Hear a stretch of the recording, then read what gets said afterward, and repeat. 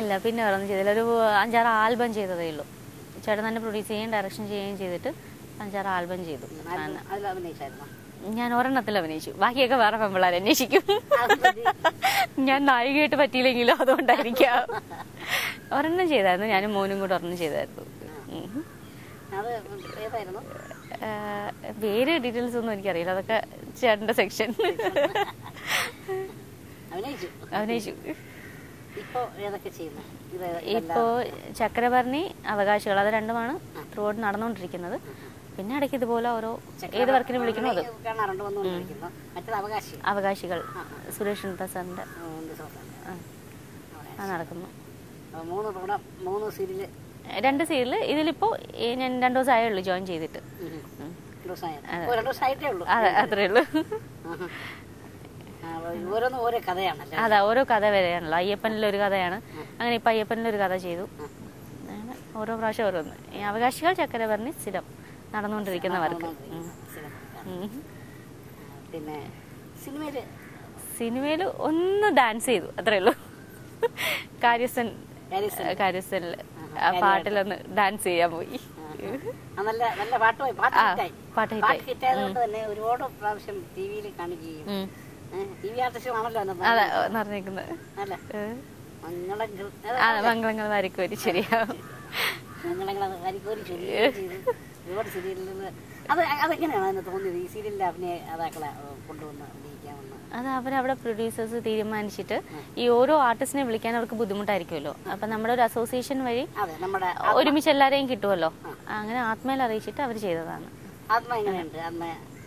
നല്ല പ്രവർത്തനങ്ങൾ നല്ല രീതിയിൽ പോകുന്നു.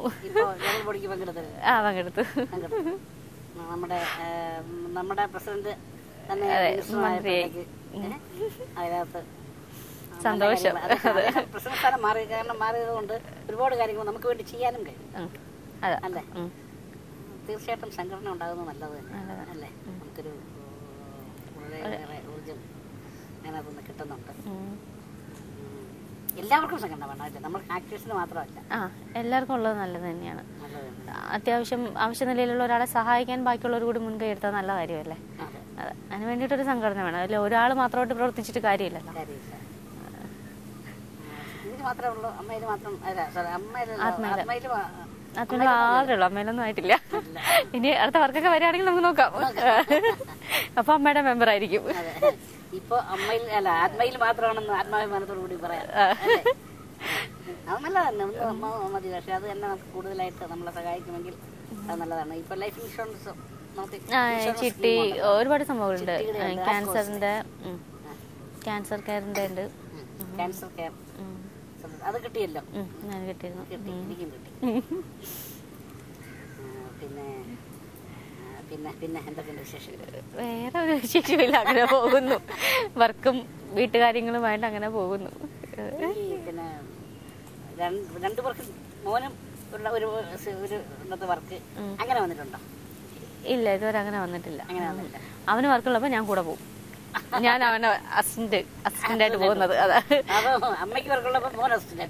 അവ സ്കൂളില്ലാത്ത ദിവസങ്ങളിൽ മാത്രം വരും, എല്ലാ ദിവസങ്ങളിലും കുഴപ്പമില്ല. അങ്ങനെ ഒരുപാട് അവസരങ്ങള് കിട്ടട്ടെ 3 പേർക്കും ഉള്ള അവസരങ്ങളും ഉണ്ടാവട്ടെ എന്ന് പ്രാർത്ഥിക്കുന്നത് മാത്രമല്ല. മോനെ 3.5 വയസ്സിൽ തുടങ്ങുക എന്ന് പറഞ്ഞാൽ അത് ഒരു ചില്ലറ കാര്യമല്ല. അത് ജീവിതത്തിലെ ഏറ്റവും വലിയ, അതിപ്പോഴല്ല മനസ്സിലാകുന്നത്. മോന് നല്ല തിരിച്ചറിയാനുള്ളൊരു പ്രായമാകുമ്പോൾ ഞാൻ 3.5 വയസ്സിൽ അഭിനയിച്ചിട്ടുണ്ട്. അതിന്റെ ഇതുണ്ടോ? ഇല്ല, എടുത്തിട്ടില്ല. ഇവിടത്തെ തന്നെയാണ് സ്റ്റുഡിയോ ഒക്കെ. അപ്പം അത് ചെയ്യണം എന്ന് പറഞ്ഞിരിക്കുകയാണ്. പിന്നെ വിട്ടുപോകും, പിന്നെ കൈമോശം വന്നു. അതിപ്പോഴും എടുത്തു വെച്ചാൽ നമ്മുടെ സ്റ്റോക്കായിട്ട് നമുക്ക് കാണാൻ പറ്റും. കുറച്ചുകൂടെ വലുതായിട്ട് കാണിച്ചു കൊടുക്കണം. അപ്പോഴാണ് നീ ഫ്രോക്ക് ഒക്കെ ഇട്ട് ഇങ്ങനെയാ ഇരുന്നത്. കമലഹാസന്റെ കണ്ണും കേരളവും എന്ന് പറഞ്ഞ സിനിമയില് കമലഹാസൻ അഭിനയിച്ച പടം ഇപ്പൊ കാണുമ്പോ വല്ലാതെ തോന്നുന്നു. അതേ ഇത് അവർക്ക് തന്നെ കാണുമ്പോ എന്ന് മാത്രമേ തോന്നുള്ളൂ. തീർച്ചയായിട്ടും അതുകൊണ്ട് അവനെയും ഭാവിയിൽ വലിയൊരു നടനാക്കി വളർത്തുക. ഒരു കലാകുടുംബം, ഈ ഒരു കലാകുടുംബം കലയിലെ പ്രേക്ഷകർക്ക് ഒരുപാട് കാണാനുള്ള അവസരങ്ങൾ ഉണ്ടാവട്ടെ എന്ന് പ്രാർത്ഥിച്ചുകൊണ്ട് ഇവിടെ നിങ്ങളോട് സഹകരിച്ചു.